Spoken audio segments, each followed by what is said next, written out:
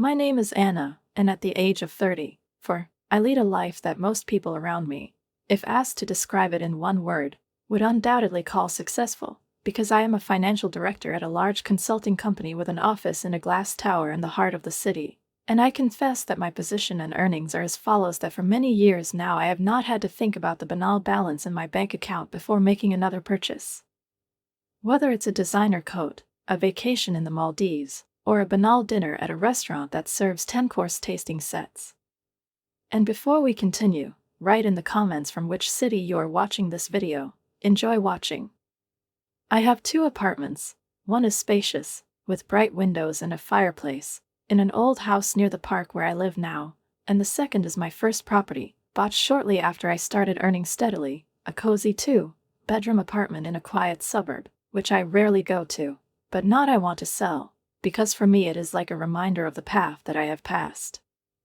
People who know me superficially, colleagues, old classmates, even neighbors, see me as an example of stability, balance in my voice, order in my life, self-confidence, and they are not mistaken, except for one detail: a constant hurricane that bursts into my life over and over again, whose name is Maria, the younger sister.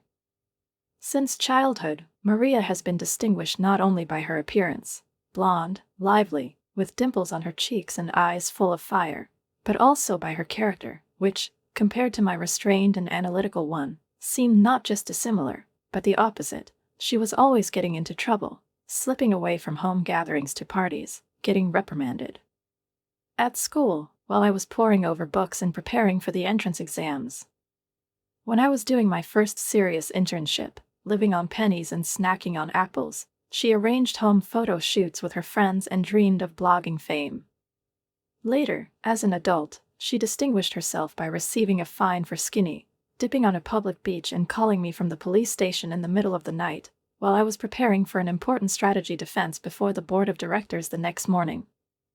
Last year, when I managed to make the biggest deal of my career, Maria decided to become an influencer, issued a credit card in her parents' name and spent its limit on photographic equipment, which, after 2 unsuccessful shoots, she threw into the far corner of their garage, where it lies covered in dust and oblivion.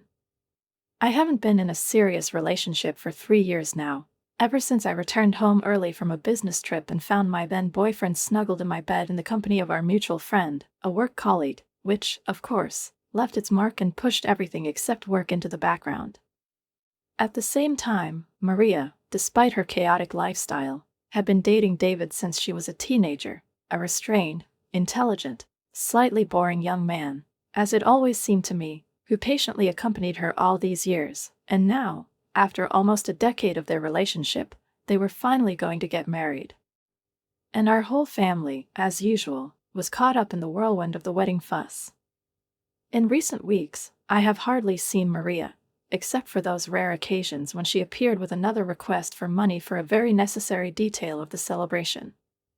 I had already allocated $25,000 for the wedding, an amount that should have been enough for everything from renting a playground to dresses and food, but my sister's needs seemed to know no limit. Last month she persuaded me to pay for the rental of an antique convertible in which they wanted to leave the ceremony, and before this one is for the champagne fountain, which required separate insurance and approvals.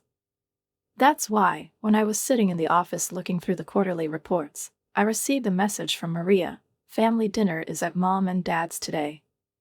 Be ready for 7. Important wedding matters. I immediately realized that this was not just an invitation, but a cipher for a new request. I sighed, typing a short "I will," already mentally composing a speech in which I explained why this time refusal is impossible. When I entered my parents' house that evening, it was large, in a colonial style, with white columns at the entrance and creaking wooden steps. It immediately seemed to me that the air inside was somehow unnaturally heavy. In the living room, Mom, Dad, Maria, and David were huddled together, having some kind of quiet, almost conspiratorial conversation, which was interrupted by my arrival. "Hello everyone," I said, hanging my coat in the closet and noticing as I went how David lowered his eyes, and Maria turned to me with that tense expression on her face that I had known since childhood. It always preceded some unpleasant news. "What are the important wedding matters?" I asked, sitting down in the chair opposite. Mom, clearly trying to change the subject, got up and invited everyone to the table. We'll discuss everything over dinner. Dinner was strangely tense. Dad tried to start a conversation about golf. Mom made sure that everyone's glasses were filled, but Maria and David ate almost nothing, glancing at each other every now and then, as if they were deciding on something. Finally, when dessert arrived, Maria cleared her throat, sat up straight, and without looking me in the eye, said, "Anna, we need to have a serious conversation." I took a deep breath. "Let me guess, have you decided to release pigeons or do you want to hire another photographer?" Maria shook her head, her face unusually serious. "It's about your wedding gift to us." I raised an eyebrow. "My wedding present? I thought the $25,000 I already gave you was my gift." Maria looked first at David, then at our parents, as if seeking their support, before turning her face to me with an expression of confidence, almost insolence. "We've all talked," she said, making a gesture that encompassed everyone at the table, "and we think you should give us something." I put down my fork and froze, trying to figure out exactly what I just said. "Your apartment," Maria finally said. "The one in the suburbs where David and I live." I almost choked on my wine, not because I didn't hear or understand, but because the realization of what was happening turned out to be too absurd to immediately wrap my head around. "Excuse me?" I said after a pause, studying the expressions on my family's faces, hoping it was some kind of stupid prank. "We love this place," David interjected, looking me straight in the eye, as if his words could convince me that this was normal. "We've been living there for 3 years now, and we feel right at home. This is the perfect wedding gift." Maria nodded and added, "We have already planned the renovation, selected the furniture, and know where everything will stand." For a moment, it seemed to me that they were acting out a scene from a cheap play, so incredible was what I heard, but their faces remained absolutely serious, confident and, what struck me most of all, sincerely expecting me to agree. "You can't be serious," I said, lowering my glass, feeling anger begin to boil in me, rising from somewhere in my stomach like poison released into my bloodstream. "I've already given you $25,000 for this wedding, not to mention that you've been living in my apartment for free for 3 years. I'm not even making you pay for utilities." Maria's face flushed with anger, and she straightened up as if preparing for an attack. "We thought you'd be happy to help us start a married life," she said, as if it were a small matter and not my property. "Do you seriously think it's appropriate to demand real estate from me as a gift?" For the first time, there was steel in my voice. "You've never understood what it means to share," Mom suddenly intervened, with a note of irritation in her voice. "Don't be so greedy, Anna. You have 2 apartments, a good job, and a high salary. Your sister is getting married, you could make a gesture. That would be nice." I stared at her in disbelief. "Greedy? I lived on breadcrumbs while I was saving up for the down payment. I did the recycling at night to close the mortgage. I saved Maria every time she got into trouble. Her car repairs, her vacation in Italy, her wedding, it's all me. And now I'm greedy because I refuse to give her an apartment?" Maria jumped up, her face was purple. "You think you're so perfect with your career, expensive bags, and 2 apartments. But really, you're just being selfish, Anna. All you think about is yourself." She was almost shouting, waving her arms, as if expelling the accumulated years of envy. "Look at you, 34, almost 35. 1. No husband, no children. And you're getting older by the minute. In a few years, no man will look at you as a woman." Her words were like a slap in the face, not on the cheek, but right in the heart, and not because I hadn't heard something like that before, but because now it was coming from my sister's mouth, and worst of all, my parents didn't stop her.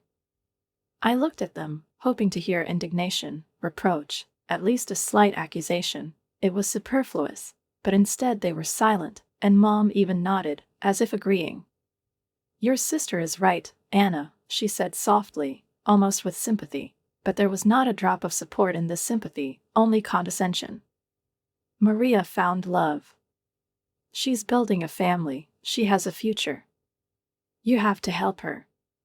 You don't have a personal life to invest in, so why not invest in it?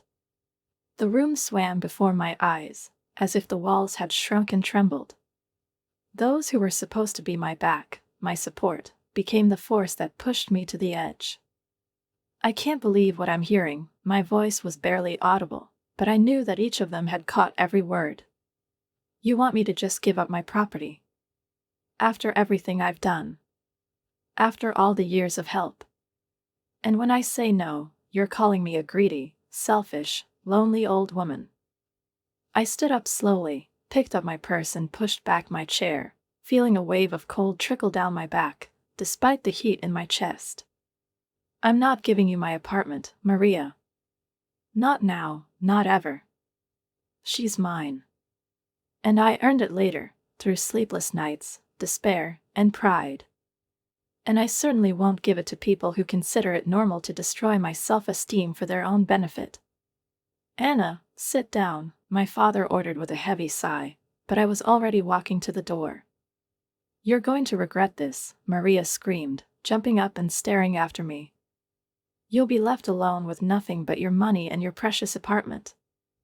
I slammed the door behind me and practically ran to my car, feeling my legs give way, as icy needles of panic dug into my temples and spread through my body with a throbbing tremor, and my hands were shaking so much that I could barely insert the key into the ignition, and when I finally turned it, the engine growled with a sharp and irritated sound, as if reflecting my own inner state.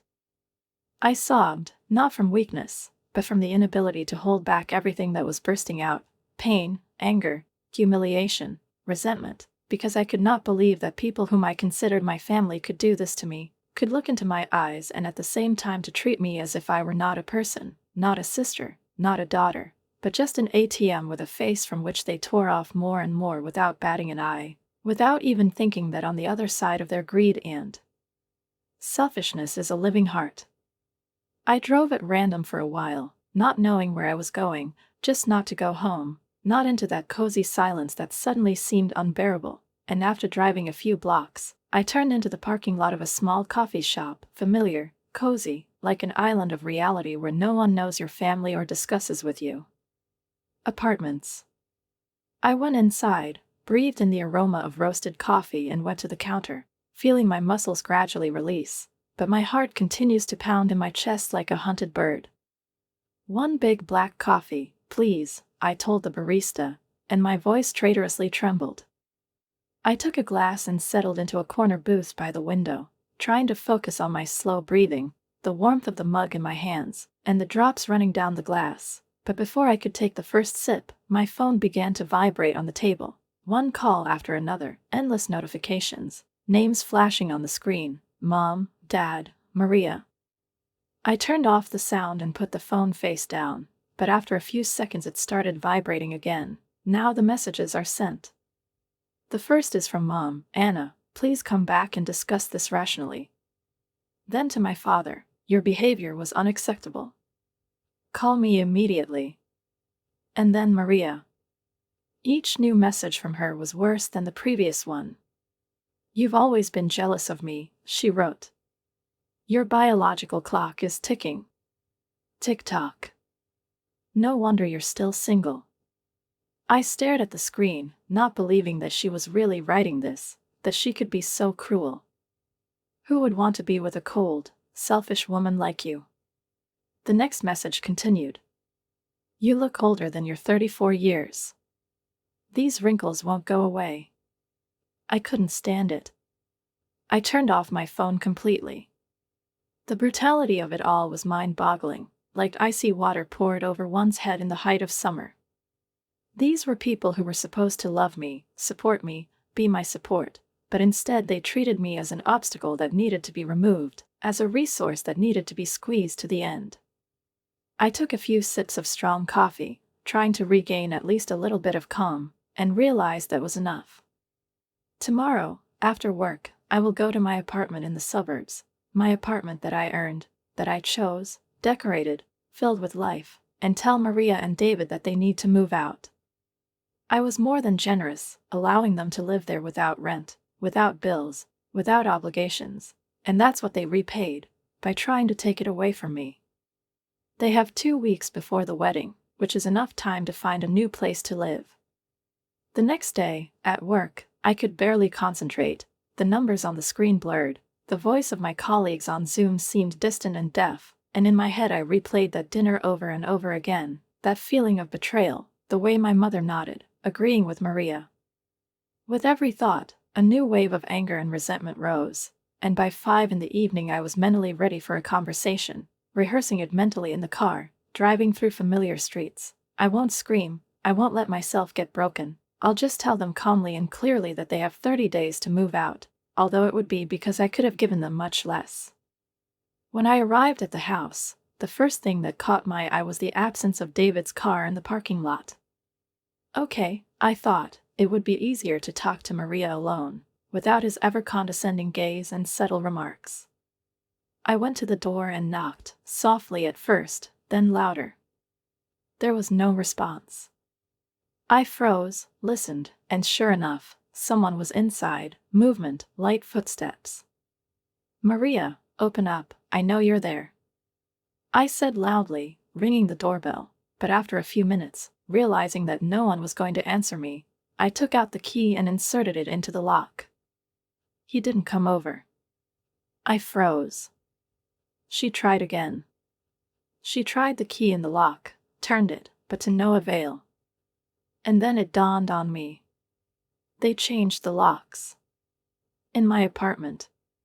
This audacity, this certainty of impunity overwhelmed me, and my hands began to tremble again, but this time with rage. I pulled out my phone, turned it on, ignored the barrage of new notifications, and called Maria. She answered almost immediately. "What do you want?" Her voice was cold, emotionless. Why the hell did they change the locks in my apartment? I demanded an answer, and there was a pause on the phone, followed by real, ringing laughter, as if I'd said something incredibly funny. "It's not your apartment anymore, Anna, it's ours now," Maria said with that smug intonation I remember from her teenage years. "Are you crazy? This apartment is registered to me, I paid for it, it's mine." I almost shouted. "Not for long," Maria snapped. "And don't worry, don't threaten to call the police or sue, we both know you'll never sue your sister. Goodbye, Anna," and the line ended. I stood there, staring at my phone in disbelief, as if my brain refused to accept the reality in which my own sister openly declared that my apartment was no longer mine, and laughed in my face, as if it were not about something valuable, but about an old pair of shoes. My first impulse was, of course, to call my parents, hoping for at least some kind of reasonable intervention, that they would see the limits of what was acceptable, that they would understand that Maria had gone too far, but as soon as I remembered their faces at dinner, I was almost physically taken aback. Their calm, almost condescending agreement, their silent nods when Maria said things that no one is allowed to say, especially to her family, all this made it clear that they would not take my side, because they had never done it and were not going to start. I returned to my city apartment, sat on the sofa, poured myself a large glass of red wine and, wrapped in a blanket, tried to put my thoughts in order, although my head was in complete chaos.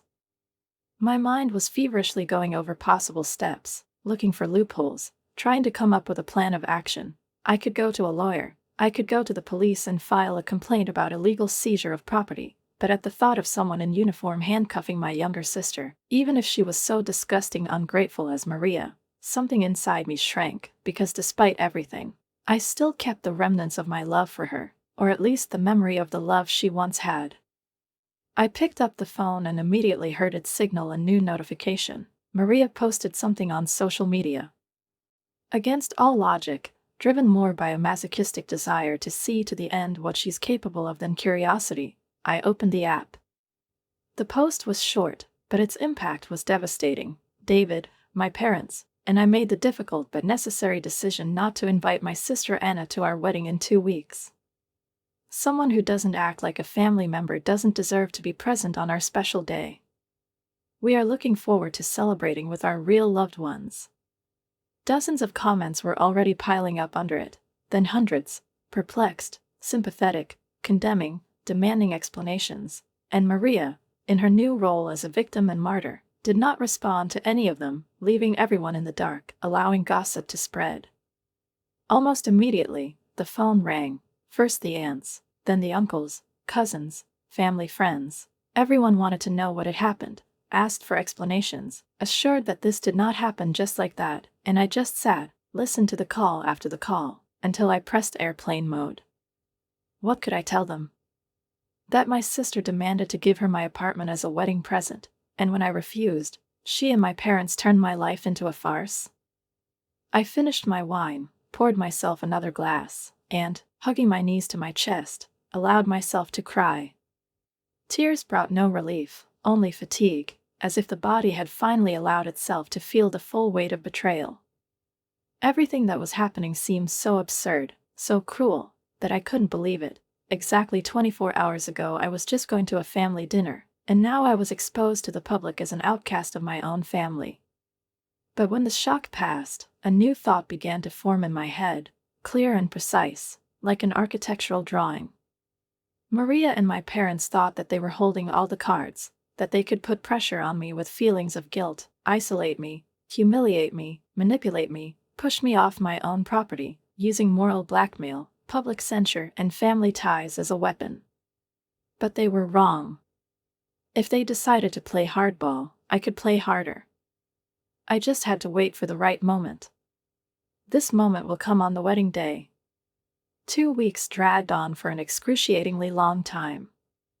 I threw myself into my work, trying to occupy every minute, every hour, so as not to think, not to feel, not to remember.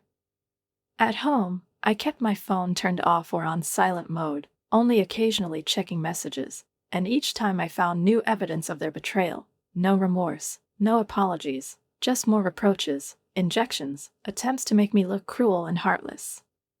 One evening, when I was flipping through old contacts, I found the number of Romeo, the locksmith who once saved me when I accidentally slammed the door, leaving the keys inside. "Romeo, I need a favor," I said on the phone. "I need you to meet me on the 14th at my apartment in the suburbs. The tenants changed the locks without permission." He didn't ask a single question. "I can handle it, Anna," he replied confidently. The next day, I rented a storage room near the apartment, paying for it 3 months in advance. Then she hired movers, explaining exactly what needed to be done and when. I have planned every step in detail, from what will be taken out to the time when it will happen. I made sure it wouldn't take more than 2 hours, and I gave them a copy of the list of things that belonged to me. Finally, the wedding day has arrived. I knew that Maria, David, my parents, and most of our extended family would be at the ceremony and reception from early morning until late at night. This was my chance. The timing was perfect. I met Romeo, my old friend the locksmith, at my apartment at exactly 9 in the morning, at the very moment when somewhere in the bustling city center the final preparations for my sister's wedding were beginning: makeup, hairstyles, champagne, nervous calls to photographers, and fussy accommodation of guests. Romeo, as always, turned out to be precise, businesslike, and laconic. In just a few minutes, he professionally opened the front door, replaced the lock, checked its reliability, and silently handed me a brand new set of keys. "Now only you have access. They won't get in without them," he said calmly, without asking unnecessary questions, for which I was especially grateful, and, handing him a prepared envelope with payment, I thanked him for his quick help and escorted him to the exit. Then I went back inside, to my apartment, and, standing in the doorway, I allowed myself to just look around for the first time in a long time. What I saw struck me to the core. Maria and David, without asking my permission, without even bothering to notify, carried out major cosmetic repairs. The light, cozy beige walls were now painted a defiant blue. New curtains with intrusive floral patterns hung in the living room. Half of my furniture was gone, replaced by tasteless objects that I didn't even recognize. My apartment, my personal territory, my fortress was turned into something completely alien, into an exhibition hall of cheap comfort, screaming about the lack of taste and respect. Taking a deep breath, I pushed aside my emotions and got down to business. I found several large boxes in the pantry, put them in the rooms, and began methodically collecting Maria and David's personal belongings, their clothes, cosmetics, books, appliances, and all sorts of small things left on shelves and in drawers, everything that undoubtedly belonged to them. I acted quickly, with concentration, without anger, but with an inner determination that gave me strength. By noon, I had already collected more than 20 boxes, neatly signed and sealed. At 3 o'clock in the afternoon, exactly as planned, the movers arrived, two polite and silent guys with whom I discussed the details in advance. I showed them the boxes, gave them the address and code of the rented storage and asked them to place everything there neatly, with easy access. While they were carrying things to the van, I sat down at the kitchen table and texted Maria. "Congratulations on your wedding day." I typed the text slowly, deliberately. "I hope this day has become exactly what you dreamed of. You have your own family now, and you're an adult woman. Therefore, this gift is the only one that you really deserve from me. All of your and David's belongings are packed and stored in the 427 West Side storage. Access code is 5123. As for the apartment, I changed the locks. I suppose you understand that it's time to look for your own place. Good luck." I didn't send the message right away, deciding to wait until the movers were done.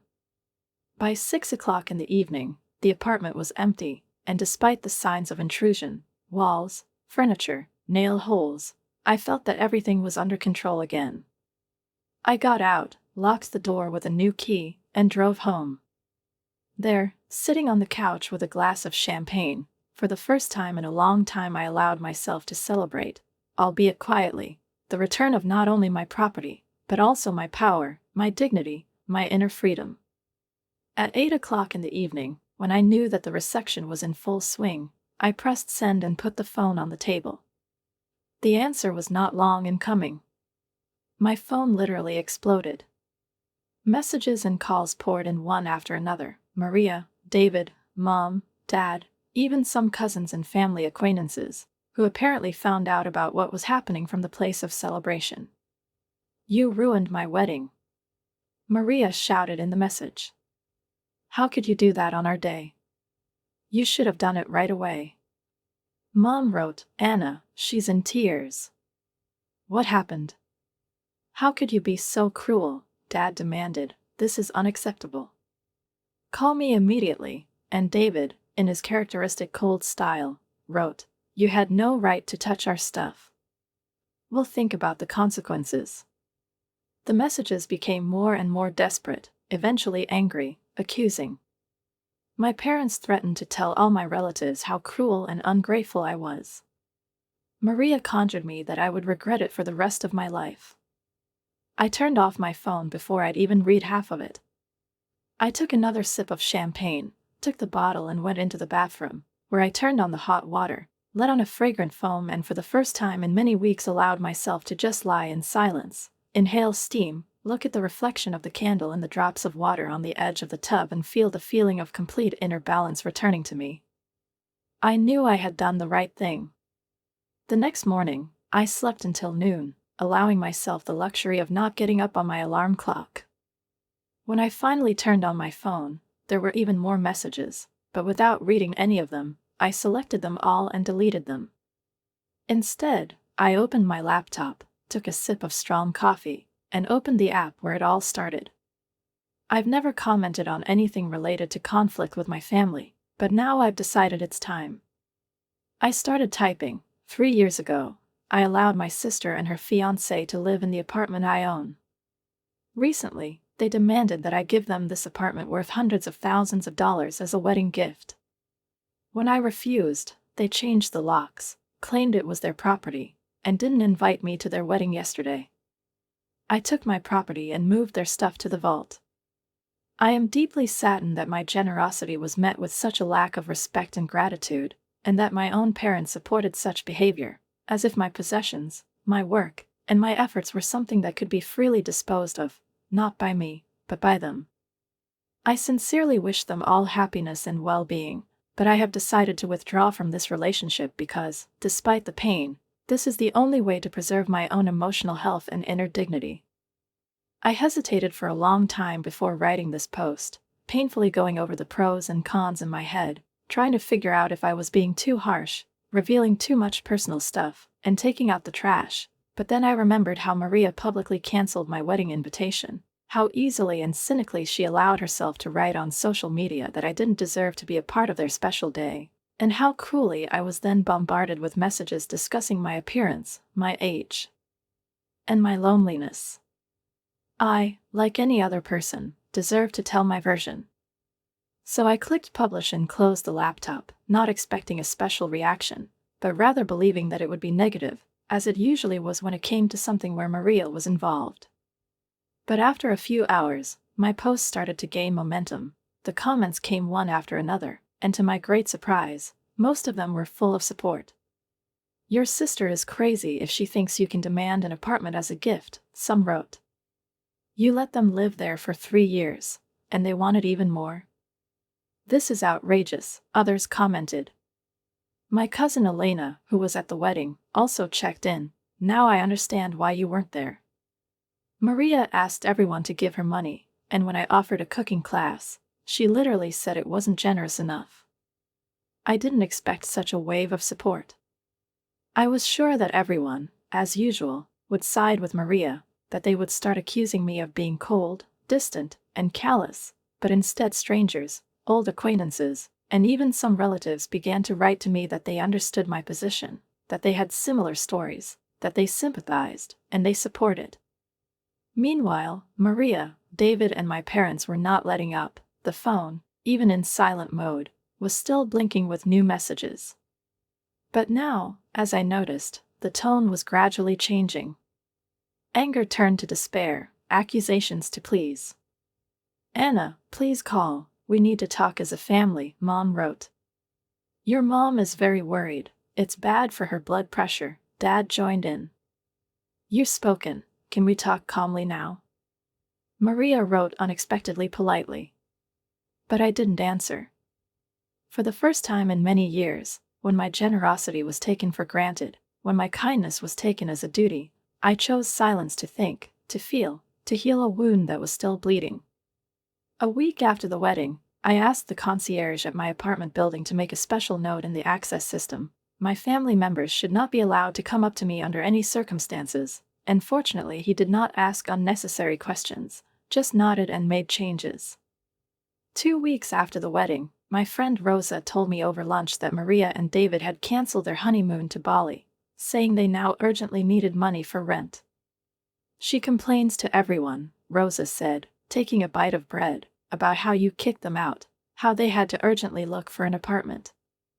I silently speared a lettuce leaf with a fork, looking out the window, and finally answered, "They had 3 years to save up for their own housing. Instead, they repainted my apartment without my knowledge and tried to take it away from me." A month passed, then another. Calls and messages from the family have become less frequent. Mom sometimes sent a short message, "How are you?" or invited me for coffee. My father sent me an official document, something like a letter about resolving a family conflict, as if it were a business misunderstanding and not a betrayal. Maria's messages fluctuated between angry reproaches and desperate pleas to let them return home, as she put it. I didn't answer. The wound was too deep, the memories too fresh to pretend that nothing had happened. In September, 3 months after the wedding, I hired painters to repaint the walls in a suburban apartment back to the soft beige it had been before, to the blue splashes that Maria wanted to mark our presence with. I replaced the curtains, threw out the ones she had hung, and returned the furniture she had taken to her parents' garage. And as soon as the apartment regained the look I had put my heart into, I rented it out to new tenants at the market price. There were no more free gifts, no more offerings at the expense of my own comfort. And while I was putting my affairs in order, I realized that all this was not just a trauma, but an awakening. I, Anna, have spent most of my adult life giving myself to work, family, achievements, status, and constantly putting off my own dreams, my own happiness, my own desires. Now I was determined to find the best balance between work, personal life, and myself, between responsibilities that I had taken for granted for too long and desires that I had been putting off for years.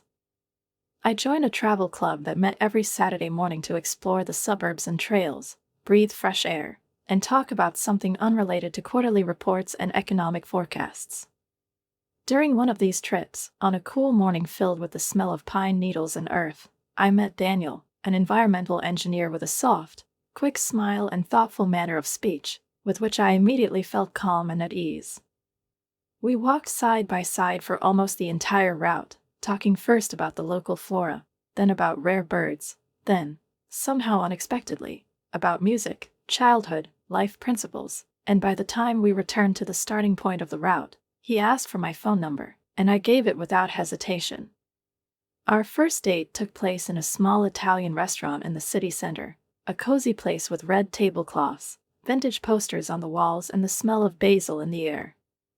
Unlike all my previous relationships, there was no tension, no understatement, no mask game. We were just being ourselves, without trying to make an impression, without fear of appearing vulnerable.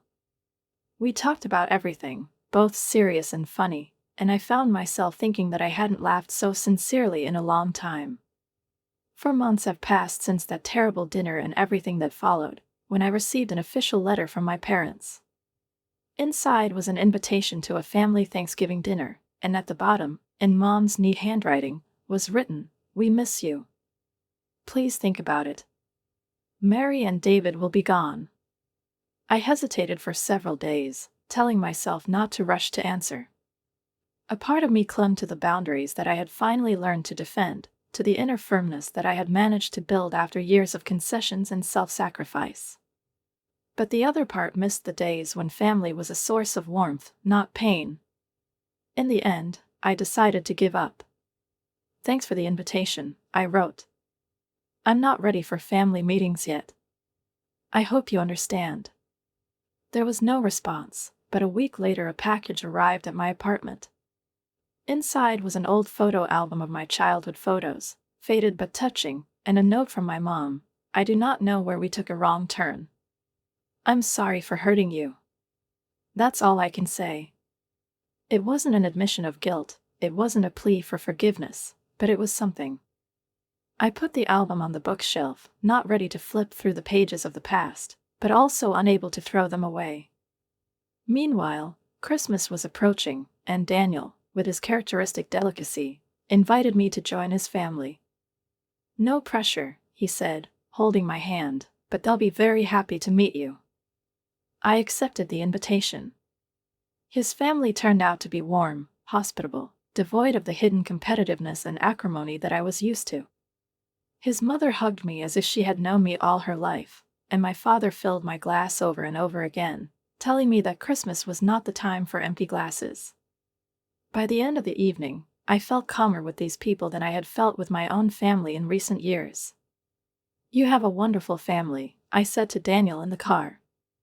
"They really liked you," he replied, and extending his hand, he added, "My mother is already planning our wedding." We both laughed, but there was no threat in his joke, as I would have perceived it before, but only a gentle anticipation of a possible future. In January, 7 months after all the wedding drama, I received a message from Maria. "I'm pregnant. The birth is in August. I know things are difficult between us, but you should know. You're going to be an aunt." I stared at the screen for a long time, not knowing how to react. This caused an avalanche of feelings: joy, sadness, nostalgia, irritation, anxiety. Joy comes from the thought of a new person in the world, a piece of our common blood. The sadness is because I may never be a part of his life. And I was worried that Maria would try to use the child as a means of pressure again.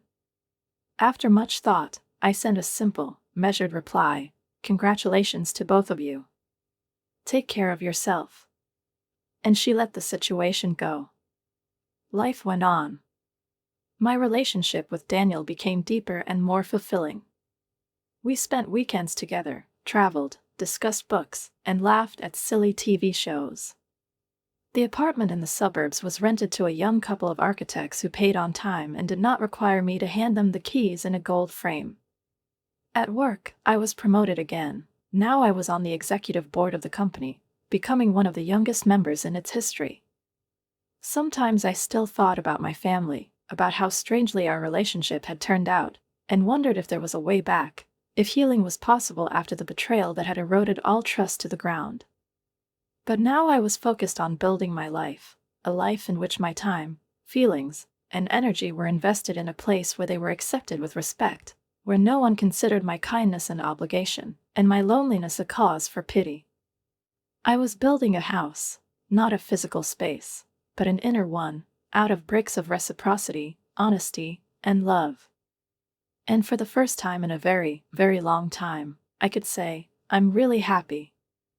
Write a comment on what you think about this story and don't forget to subscribe to the channel and like it. See you soon.